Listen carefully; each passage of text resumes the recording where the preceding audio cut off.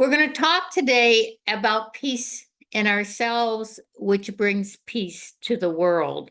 And it just so happened this is what I had planned to talk about today after all the disruption and the confusions and the problems and the scares that everybody went through yesterday in Pittsburgh.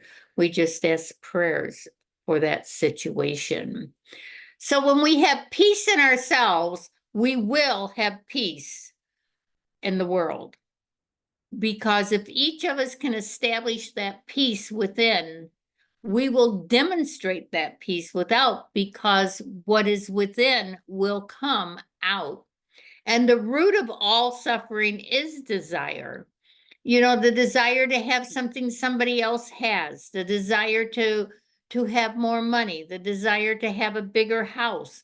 It's all about desire. And that just can ruin anybody if it is allowed to.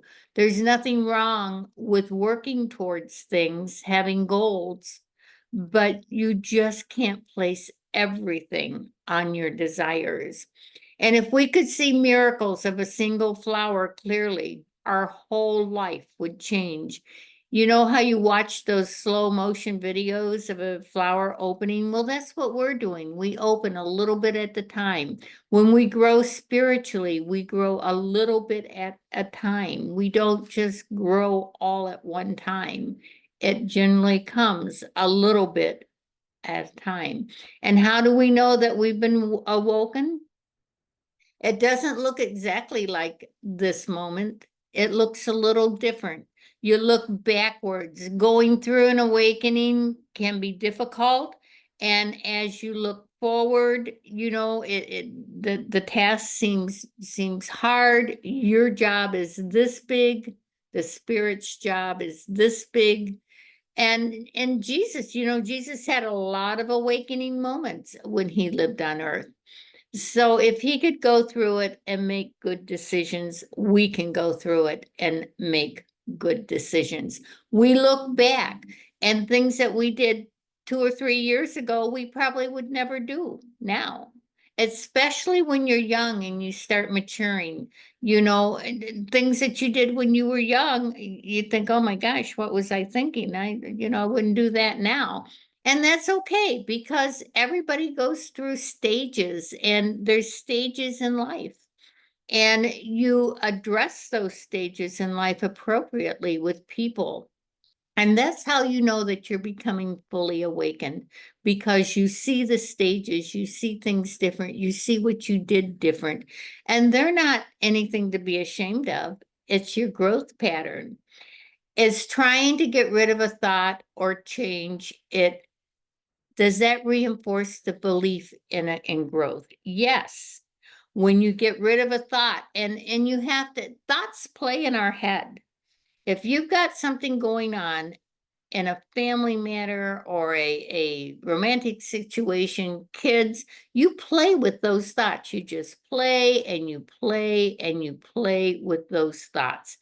Do not play in it. The best way to get rid of them is when they first come to you, because that's when they're the easiest to break. But if you can't just say to yourself, I'm not thinking that way anymore, and occupy your mind somewhere else by doing something, doing a chore, then, sing, call somebody. We don't think about that if we are singing, if we're calling, if we're placing our attention on something else. That's how we start lessening those thoughts. And when you do that, things change inside of you. When things change inside of you, things change outside of you. And it takes a long time to understand that, and it takes a longer time to practice it. But as you grow, you will get better and better at it. And everything in the universe just simply expresses itself. It just simply expresses itself, and you will start to understand those expressions. And true happiness is caused by nothing. It's just something that lives inside of you. It's our birthright. It's our birthright to be happy. And if it's ever occurred to you that something caused your happiness, you will become possessive of that thing. So if you buy a house and that makes you happy, you're going to become possessive of your house. And then eventually you're going to want something else, or you're going to want to add something to the house. True happiness comes from within, it's in the moment, and you live the moment. Jesus lived in the moment. He didn't talk about, well, next week I'm going to do this, and last week I did that. He lived in the moment. Watch what he did, and that will tell you who he is. And if you ask somebody, why are they happy? And they know these secrets, they'll probably say to you, why not? Why not be happy? It's just something that we should do. Understand the darkness that lives within you. Understand those critical thoughts. Understand those feelings that you have.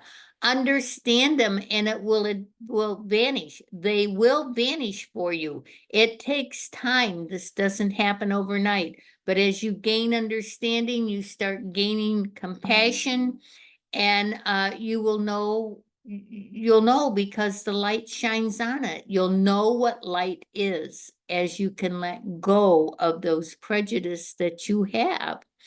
Understand your nightmares for what they are, and they'll stop. Your nightmares are your fears.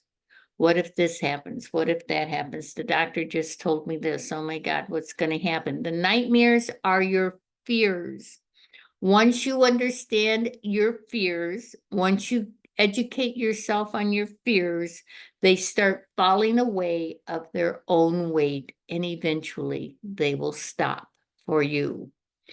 Understand your false belief, and they too fall away on their own. You have a false belief and you keep pounding away on that belief and it's not working for you. Something might be wrong with it. Investigate it, see if it's a false belief, see why isn't it working, see why things aren't coming together like you had planned. And that will fall away because you'll think of something that's alternative, something that will help you reach your goal. And happiness is a state of mind of non-attachment. You don't have to be attached to anything to be happy. It's nice to have your things. And we all like to have our things.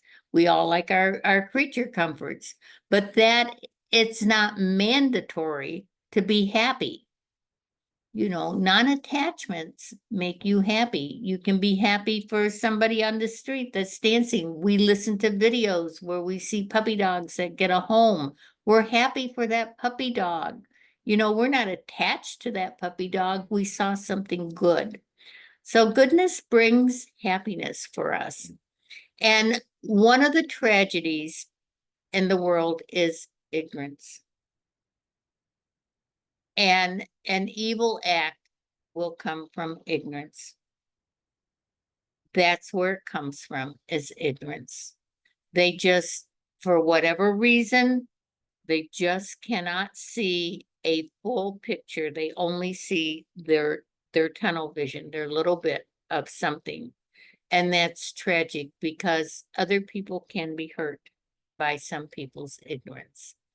And another tragedy is in the world is unawareness. When you don't have all the facts, it's real easy to form an unaware opinion, an uninformed opinion. We really need to have all the facts. And the truth is, in the political arena, we're never going to have all the facts. It doesn't work that way. There's just some things we, as the general public, can't have or don't have. So we really, really should understand that when we don't have all the facts, that we are ignorant to the rest of the facts. Another tragedy in the world is that unawareness. And when we don't have all the facts, we're unaware. All conflicts will come from attachments. They want this or they want that. Conflicts come from attachment. So remember, no matter what your problem, God is still the answer.